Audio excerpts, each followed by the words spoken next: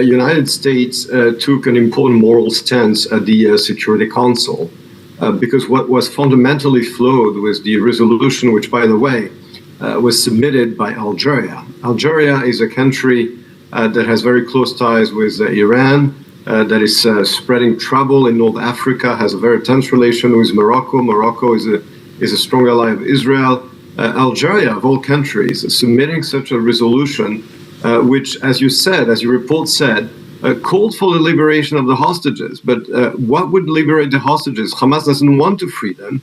And the resolution calls for an unconditional end of the war, as you mentioned. Well, it should be conditional, and the condition should be that first Hamas should release the Israeli hostages and lay down its arms. And we in Israel very much regret that 14 members of the Security Council voted in favor of this resolution. Israel also wants an end of the war, but the end of the war has to be conditional. And as I said, the condition have to be the release of our hostages and Hamas laying down its arms. Right, absolutely. I'd also like to understand from you, the Spanish president has supported the proposal of suspension of the trade concessions with Israel. Germany has also indicated that it will be deliberating on the matter very soon. In your assessment, what would happen if this proposal were to be acted on? Well, first of all, it's not the Spanish president, it's the Spanish Prime Minister, Pedro Sanchez. Don't forget that this man is ridden with scandals. He is, he's holding to power despite the fact that he did not win the last election just because he made an alliance with the far left, with communists, and with pro-independent movements. This man basically regretted, he said a couple of weeks ago, that he wished that Spain had a nuclear bomb to attack Israel.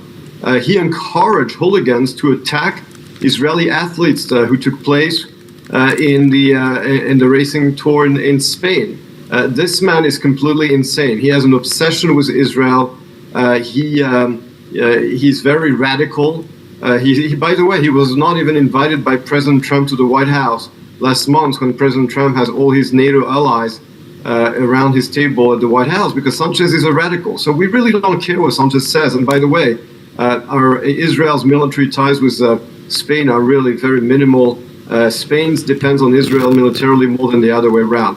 When it comes to Germany, on the other hand, Germany is a very close ally of Israel. We very much respect the Chancellor, Friedrich Merz, and we have a dialogue. With Germany, it's possible to have a dialogue. We have disagreements, but Chancellor Merz is a reasonable man with whom we sometimes have dialogues. This is not the case of Pedro Sanchez, who is a hypocrite, who hates Israel, and we have to make the difference between those two.